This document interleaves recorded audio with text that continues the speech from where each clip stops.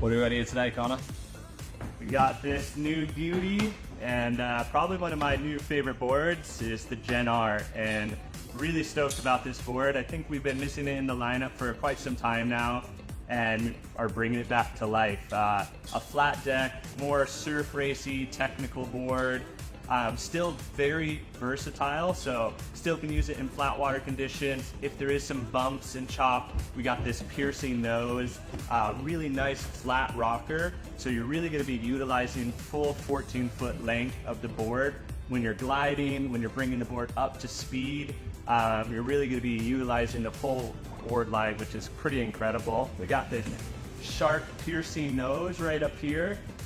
So when you are planing, you're gonna be water just on the underneath that nose, and if there's any chop or debris or punching through the surf, your nose is just gonna slice right through that like butter, kind of just keeping you right on top of the surface and that planing speed. And obviously, compared to most boards, we have a slight recessed tray right here, so we still wanted to keep some tray in the deck. One, just for stability mainly as well, and two, we didn't want to dig it out so much that we were going back to a dugout board. We wanted that free mobility of walking up to the nose, walking back to the tail, whipping it around for a buoy turn. Another cool feature, just you know, so if you're a beginner or an expert, you have these lines and markers. So if you're in flat water, if you're in downwind, or if you're in surf race, you kind of have that visual down by your feet to kind of position yourself accordingly. Normally it's like you have the center handle and you have to just really eyeball and guess where your toes are, where now we have those lines to really pull in that feature. Nice wider tail when we move back here. And like I said, this is going to be that technical surf race board. So when you jump back here, you're going to have this nice stable feeling.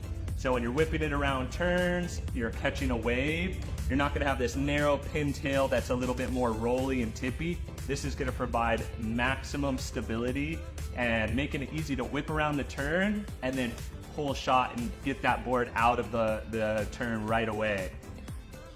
On the bottom of the board, a couple cool things. We got that center drain hole, just in case you do get water in there.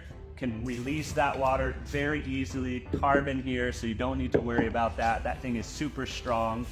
We went with more of a flatter bottom shape, just to give you that really nice feeling of getting that board up onto a plane quick, fast, and easy.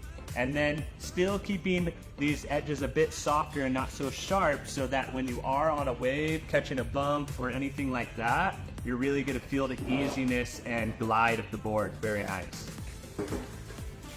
Moving back to the tail, like I said before, nice and wide, providing a lot of stability with this slight cutoff here, making you able to sink and pivot the board around real nice without having too much volume, so you don't really have to put so much effort into sinking that tail.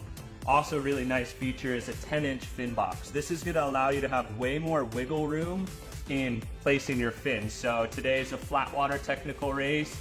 You know, you want a little bit more tracking and stability, move that fin back a bit.